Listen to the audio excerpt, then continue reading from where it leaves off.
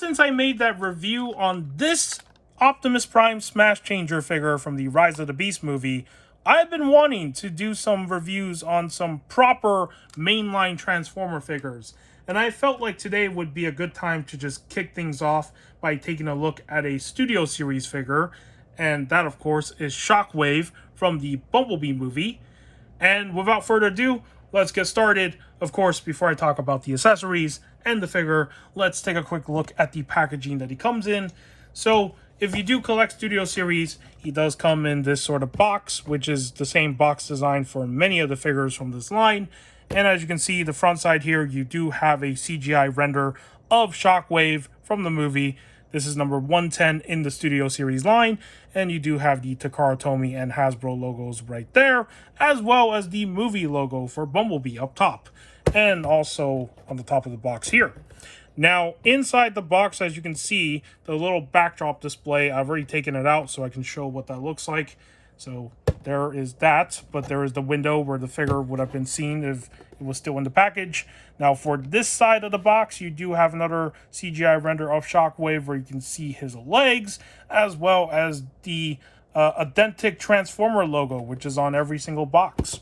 And on this side of the box, you have this very nice sort of like indicator. So if you do keep these boxes, because you don't throw away your packaging and you store them on like a shelf, like this is like a book, this is what I like about this side. Not only does it say Studio Series, you have a zoom in shot of Shockwave as well as the number, so you can keep track of which figure you have in this line, so you don't ever get confused and then you end up buying like a duplicate, right? So very nice for people who are inbox collectors as well as people who just keep packaging like myself for some figures. And on the back, you have a render of Shockwave in his robot mode as well as his vehicle mode. And it does say that the transformation step requires 22 steps for you to transform him from robot mode to vehicle mode. So pretty cool. 22 steps is not a whole lot, so very simple. And down here, you do have the backdrop that is included. So let's take a look at that cardboard backdrop. And this is a question that I want to ask many of you, if you do want to respond in the comments. How many of you display your Transformers with this cardboard backdrop? I mean, it works as a display thing, but it takes up a lot of room. And there's only enough shelf space for, like, you know, these Transformer figures to go on. So it's like having this like cardboard backdrop literally just adds more of a space problem. So, you know, I usually just keep it in the box since I keep the packaging. I don't ever use these, but you know, how many people actually use this? So yeah, that's just a question that I just want to ask. And also that's just what the figure looks like on this thing. And as you can see, for the background, it is Cybertron because, you know, he only showed up in the Cybertron scenes in this movie. So there is the backdrop. You do have the Bumblebee movie logo right there. And for the back side of it, it's literally just cardboard. So there it is. Now, oh, I did not mean to drop that. Let's bring the figure back onto the table. And let me just get him standing. And let's talk about the accessories and the content that he comes with in this box. So let's start with the power cord, as you can see right here. And in this case, when it comes to the sculpting of the power cord, I like all these intricate sort of details on here that exists. And also the fact that the plastic material is made out of like this soft material that's very flexible. So, you know, it's not something that you'll break easily. So that's really good. Now, it will still hinder articulation because of the fact that, you know, there's a limit to how much this stretches. So, you know, if you're not careful, you could still, you know, destroy this thing. But, you know, most of us are careful with our action figures, right? So you do get this accessory. And he does come with his gun. Now, this is a cool looking gun. This is supposed to be like when his hand transforms into the gun, right? That's why you have this sort of layer here that covers his entire left arm. And what I like about this gun is the fact that it also acts as the turret for his vehicle mode. So you can do something here that's pretty interesting. You can have his gun look this way, which is like the standard way that it's supposed to be for robot mode. But you can also pull this joint, which exists. You can do this. You can slowly pull this out. It is a little bit tricky. Oh, there we go. It's very simple. Actually, not tricky. You can extend it to make it look longer.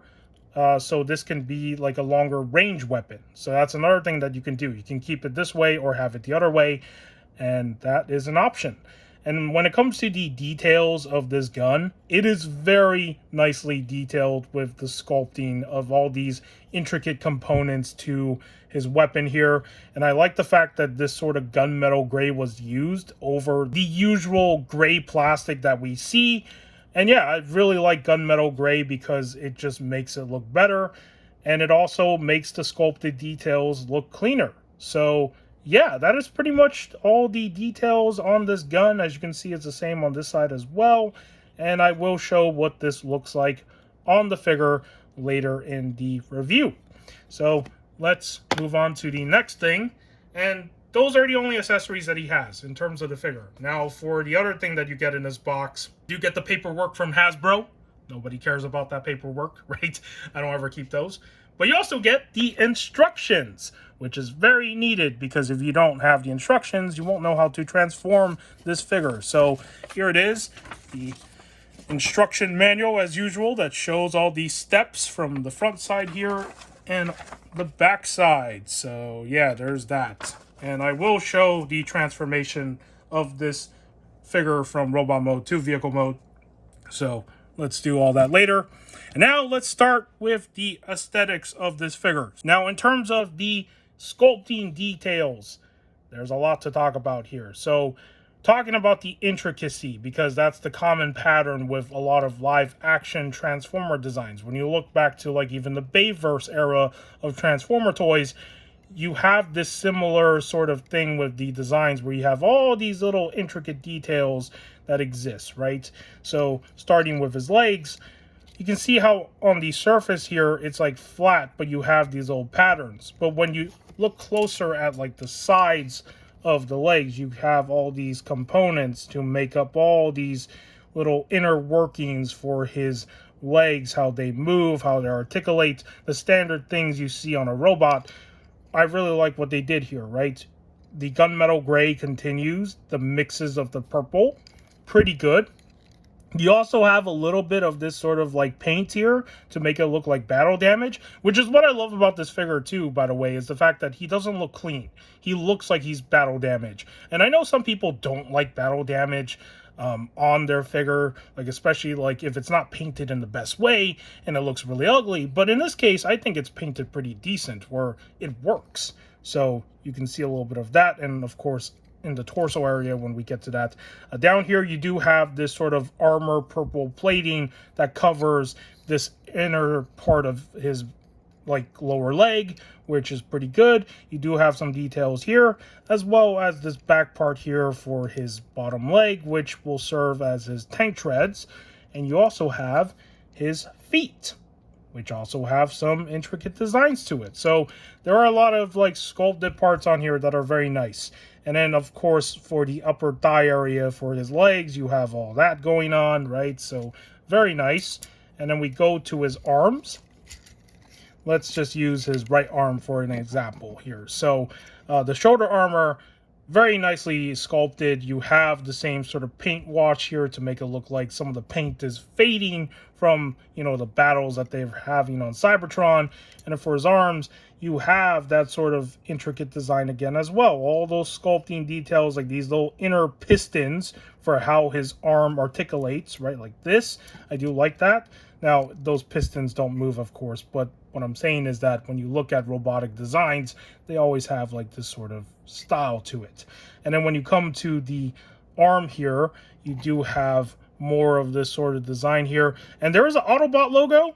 So for anyone confused about this, this is pretty much early on in the war, from what I can assume, because if you read the comics, Shockwave was once a senator in the Cybertronian government. He was not a Decepticon, and he looked different. He didn't look this way.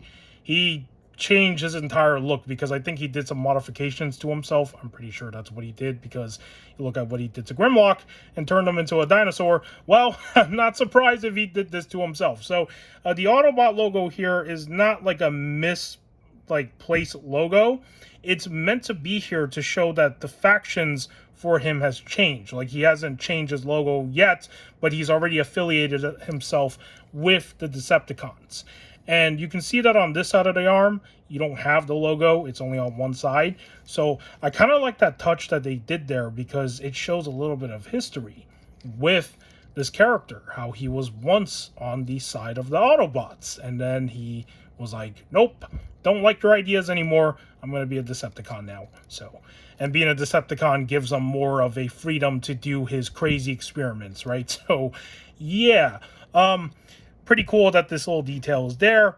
You have more of this sort of detail with his armor parts for his arm, and when you get to his hands, you can see his fingers. There is no articulation on his fingers because this is a Voyager class. And then on the inside of his arm, you do have the other trank heads here with the little wheel thing that allows for the movement of his, alt mode. So now let's talk about the torso. For the torso, you do have this big window thing here, which is very reminiscent of not only his G1 design, but also his Fall Cybertron design, which is what I love about this opening scene of the Transformer Bumblebee movie, is the fact that it felt like Fall Cybertron. And if you played the games, there is like this sort of color palette that you see in this opening sequence that is very similar. So I like the fact that, Travis Knight, the director, and all the people that worked on designing the characters for this Bumblebee movie, they really took elements from the games to bring into live action, like an homage to those two games, because they are still regarded as the best Transformer games.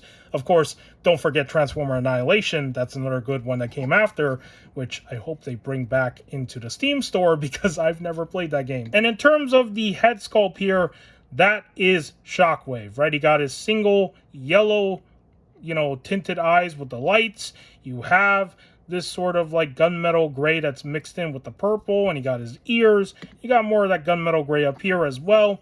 And then for his chest area, you can see that there is this sort of battle damage paint, which I forgot to point out. So yeah, there is that. So that is the front side of the figure. And for the back side, this is where it's quite impressive. Now, with most Transformer figures, you would think that there's always a kibble, which, yes, some of them have a kibble on the back, like a little backpack thing, because there's no way to store that compartment of that piece for the transformation and robot mode. But for Shockwave here, it is completely flat. Like, it just looks like one of those where it's like, does this figure even transform at all? But it does. And that's the crazy part about this. It actually transforms, right? Because usually when you see the back part like this, you would think that this figure is just an action figure. It probably has no transformation to it. But the fact that they had a way to not even give him this backpack is just amazing. Like, the engineering on how they sculpted this figure to transform from its robot mode to its vehicle mode is very thought out. So it's nice. And as you can see, there's a lot of these intricate designs on the back to form his spine, as well as his back armor, and of course the back part of his legs. So overall, when it comes to the aesthetics of this figure, this guy is just packed with a lot of sculpt details, and it is very nicely made. And I think the team over at Hasbro, the Transformer team in particular, they did a really good job with just bringing this design into action figure form. And with all that said, let's take a look at the articulation for this figure. And let's start with his arms. So as you can see, his arms are on like these kind of like ratchet joints. That's what they feel like to me, because they're very tight. And this is as far as it will go up, because as you can see, the shoulder armor up here will run into his little shoulder part on the top right here of his torso. So you're not going to get it to go up any higher. Now for the swinging movement, you can swing his arms all the way, no problems. He does not have a bicep cut from what I can tell. Let me take a closer look at that. No, he does not. So the swivel is mainly from his arm here. So as you can see, there's an articulation for it to go, at least 90 degrees. It's like a single joint. There's also a rotation right there, so you can do all that. And for his hands, there is rotation as well, a little swivel. And that's pretty much the articulation for his arm. For his torso, he does not have a chest cut like a normal action figure does. So most of his rotation will come from the waist, and all it does is just swivel right? There is no leaning forward or backward motion. For his head sculpt, it's very limited by the articulation as well. All it can do is just rotate. He cannot look up or down because of the fact that the neck peg is very small, so it doesn't give him any room to do any of those movements. He can't really tilt his head side to side as well. That's another problem. But, you know, with Transformers, this is pretty much the standard articulation for some figures sometimes with the way that they move. Now, when you come down to his legs, he can do a split, like an actual full split, which is kind of crazy. So as you can see, it's a full split, right? He can also do a kick this high up, which is really nice. He also has articulation in the legs that can bend at least a 90-degree, right? There is a swivel up here with the joint, as well as a swivel up here with the die cut right here. So there's like two kinds of swivel. And then for his feet, you do have the articulation right there, so he can do that. And they do rock side to side, so he can stand. And that is pretty much the articulation for this figure. There is no more articulation for this guy. It's very simple. You can get him into some decent action poses, I would say. And yeah, now let's show him with his weapon. And then we'll do some comparisons before I do the transformation part. So as you can see for this, all you do is you take this out so then you can put his hand away and then fold it back in, which is very simple. You hear a click noise. What you do is you take the gun, and if you don't want it to be extended, all you do is you push this back in like this. Do that, very simple. Plug this into the gun. Let me see which side. From this side, actually. On the bottom right there. Simple. There is this little tab right here up top. Let me just zoom in. As you can see right there, what you will do is you will take that, line it up with, I think, this part right here, and then it will connect. And there's like a click noise when it does. Let me just see if I lined it up correctly. Come on. There we go. There's that little click noise. So it goes in right there. Now, take this tube. There are these little two sockets in the back right here on the top of his shoulders. You just put it into the little circle thing, and then it'll go in. And there you'll have his weapon equipped to him like what you saw in the movie. Really cool, right? And you can have his weapon on either side of his arms. So it's just a preference, but from the way he uses it in the movie, it seems like he's left-handed. So there you go. There is Shockwave with his weapon. And now let's do some comparisons. Let's start off with the Legacy Evolution Shadow Striker. This is a deluxe class next to a Voyager. You can see that she's very tiny in comparison to Shockwave. So there's that comparison. Here he is next to the Armada Optimus Prime. And I will probably do a review for this guy in the future. It's going to be a very difficult review to do for sure. But as you can see, he is taller than the Armada Optimus Prime. And that's something that I do want to point out.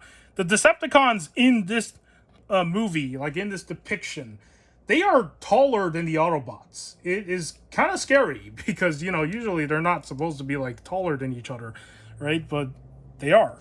And then here he is next to Soundwave from the Bumblebee movie, and he towers over Soundwave. They're both Voyager classes, but this guy feels like he's bigger than him. So that is also surprising. And here he is next to the Studio Series Starscream from this movie as well. He towers over Starscream in terms of height. Here he is next to Megatron, the concept art, of course, because he was not in this movie. And in terms of scaling, Megatron is a little bit taller than him. But, you know, overall, he's still a really big-looking Transformer figure in terms of height here. So, you know, it's quite impressive for a Voyager class. And there is this comparison. And now let's bring in the Optimus Prime from the Bumblebee movie, which is also Studio Series figure. This was the first version of this Optimus Prime that we ever got based on this depiction. Let me just try to fit him in frame. And as you can see, Shockwave towers over Optimus Prime. That is not normal. Optimus Prime is supposed to be the same height as Megatron. He's supposed to be taller than, some of the other characters. But this guy's getting, destroyed here by height. And then last but not least, here he is next to the Rise of the Beast Optimus Prime. And again, he's taller than him. So I don't know what they did with the design elements for this movie, but they really wanted those Decepticons to be big. And Shockwave here is not a small character. So, yeah. That is the comparisons. Now, let's move on to the transformation. What you do is you want to take this cord off, right? Actually, you don't have to take this off, but I'm just going to take it off. And then you pop this gun out of his hand. So, do that.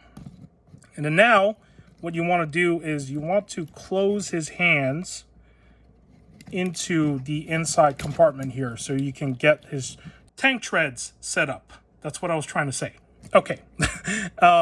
So after you do that, what you do is you want to rotate this way, as you can see. Do the same for this side of the arm. And then, you can lift these arms up if you want to. Leave that as it is.